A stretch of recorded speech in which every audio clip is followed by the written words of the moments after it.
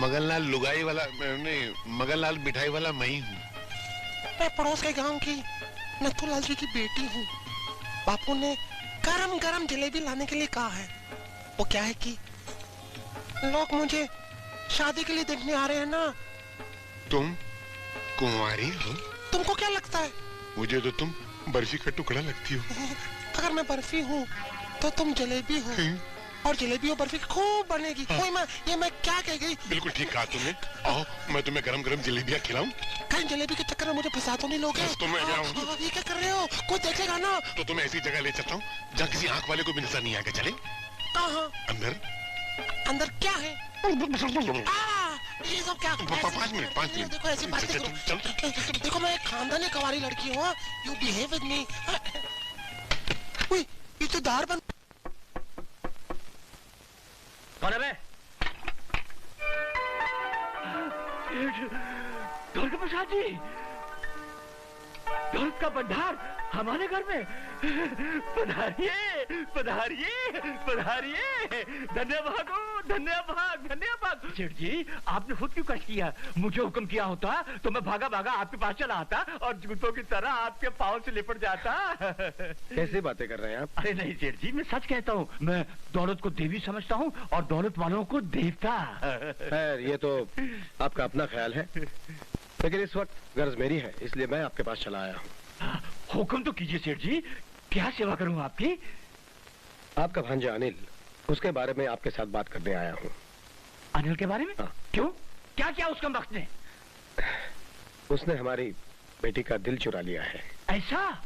उसने चोरी का धंधा शुरू कर दिया है? मैं अभी जाकर दिल लेकर वापस आता हूँ। नहीं नहीं, आप बात को समझे नहीं साधुराम जी।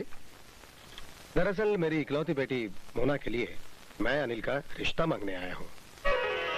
जी? ऐसा? यानी कि आप अपनी बेटी का रिश्ता मेरे भांजे के साथ करना चाहते हैं? ये कैसे हो सकता है सेठ जी?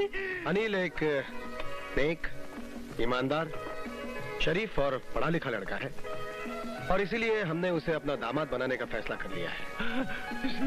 सेठ जी, मैं समझ में नहीं आ रहा कि मैं क्या कहूँ और ये क्या करूँ। आप बैठे क्यों हैं? खड़े हो जाइए। मेरा मतलब है कि आप खड़े क्यों हैं? बैठ जाइए ना, मैं अभी आता हूँ। लेकिन बात तो सुन लीजिए। जी जी फरमाइए। शादी के बाद हमारी बेटी यहाँ नहीं रहेगी, बल्कि अनिल को हमारे साथ रहना पड़ेगा। मतलब कि अनिल को आप अपना घर जमाई बनाना चाहते हैं? बस यूं ही समझ लीजिए। सेठ जी एक बात कहूँ, बुरा तो नहीं मानिएगा? नहीं कहिए। इस फैसले के लिए मुझे अपनी घरवाली से जरा राय लेनी पड़ेगी। नहीं जरूर लीजिए। जरूर। हाँ बैठे ना। आजी सुनती हो? सुनती हो? आजी सुनती हो? यहाँ तो कोई नहीं। ये तो अच्छा हुआ, खुद ही नाटक करके सारा पैसा सेठ से वसूल कर लेता हूँ। अरे सुनती हो? इस शहर के सबसे बड़े रईस सेठ द्वारका प्रसाद जी अपने बेटे अनिल का रिश्ता मांगने आए हैं। हाँ, उसे अपना घर जमाई बनाना चाहते हैं। अरे तुम्हारी अक्ल पर पत्थर पड़ गया क्या? हमने अनिल को अपना भांजा नहीं, अपना पेट समझकर पढ़ा लिखा कर पाल पोस कर बड़ा किया है, और जब 2 पैसा कमाने की बारी आई है तो किसी अमीर के घर उसको घर जमाई बना रहे हो। अरे भगवान, तुम समझती क्यों नहीं हो? वहाँ अपना बेटा सुखी रहेगा। अजी वो वहाँ सुखी रहेगा तो हम क्या दुखी रहेंगे? सारी जिंदगी मेहनत हमने की और वो फायदा कोई और उठाएगा? एड़ियाँ रगड़ रगड़ के बुढ़ापे में मरेंगे और वो किसी और का सहारा बनेगा। जाओ जाओ कर इनकार कर दो। अरे इनकार करना उनका अपमान करने के बराबर होगा। अरे तो क्या उनके अपमान के लिए मैं अपनी जिंदगी तमाम कर दूं? मैं अपने कलेजे के टुकड़े को ऐसे नहीं छोड़ूंगी, अपने बच्चे को नहीं जाने दूंगी, अठन्नी तक वसूल कर डालूंगी। तुम हद से ज्यादा आगे बढ़ रहे हो। अरे क्या कर, तुम मार डालोगे क्या? अरे तुम हद से ज्यादा आगे बढ़ती जा रही हो। अरे क्या बात करते हो? माफ करना, आज जिंदगी में पहली बार तो मौका मिला है, अब तुम कहते हो हद से ज्यादा बढ़ती जा रही हूँ। मेरा घर भर जाने दो, मेरी पुट्ठी गर्म हो जाने दो, उसके बाद मेरे बच्चे को जाना है तो चले जाने दो। और पैसे किधर? और पैसे किधर? नहीं बाद में लूंगा। जाओ जाकर हाँ कर दो, मैं राजी हूँ, जाओ। सेठ जी मैंने अपनी घरवाली को राजी कर लिया है। बहुत अच्छे। बस अब यूँ समझिए कि रिश्ता तय हुआ ही हुआ। साधुराम जी, मैंने आप लोगों की सारी बातें सुन ली है। ये 1 लाख रुपए का चेक है।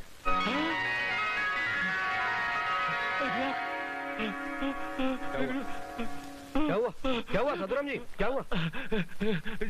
जी कुछ नहीं बस कर तू माँ।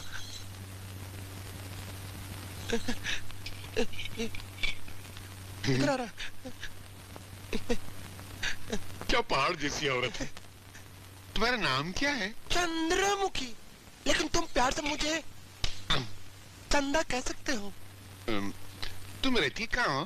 तुम्हारे दिल में। यार मुझे वैसे विश्वास नहीं आ रहा है कि तुम मुझसे इतनी जल्दी पट जाओगी। मैं तो पहले से ही फटी हुई हूँ। फटी हुई? मेरा मतलब पटी हुई हूँ तुमसे। ओहो, अब देखो ना, जलेबी लेने आई थी, लेकिन जब से मैं तुम्हारे मन के मकान में बैठी हूँ ना, जलेबी मैं दुकान में ही भूल गई। ऐसा? मैं भी जलेबी लेकर आता ना हूँ। जा, जब मेरे सामने इतना बड़ा जलेबा खड़ा है तो जलेबा? मुझे उस जलेबी की क्या जरूरत है? तो मैं जलेबा हूँ, हाँ। चले मुझे खा। मगन नहीं, भाई, नहीं, ओ मगन भाई, अबे क्या है? क्या कर रहे हो? हलवा पका रहा हूँ। आधा किलो मेरे लिए भी ले आओ। ये कोई सरकारी हलवा थोड़ी है, मेरा जाती हलवा है। मैं ही पकाऊंगा, मैं ही खाऊंगा। भाग। क्या तुम मुझे खाओगे? मोहब्बत के दांतों से। ना, मुझे मत खाना, क्यों? क्योंकि मेरे ऊपर बहुत बड़ा श्राप है। शराब? हाँ, पता, एक साधु ने मुझसे कहा था कि शादी से पहले जो भी मुझसे प्यार करेगा वो मर जाएगा। अरे बाप रे। ना, लेकिन शादी के बाद जो भी मुझसे प्यार करेगा वो नोटों के पहाड़ पर राजा की तरह राज करेगा। सच? हाँ, तो फिर तुमने मुझे पहले क्यों नहीं बताया? ना। क्यों? मर जाएगा। तुम ये सब करोगे तो मैं क्या करूं फिर? मुझसे शादी।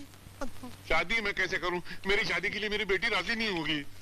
उसकी चिंता तुम मत करो। क्यों? जब मैंने बेटी के बाप को फंसा लिया है तो बेटी क्या चीज है? तुम पटा लोगी उसको? हाँ। सच? ना, क्यों? तू मर जाएगा।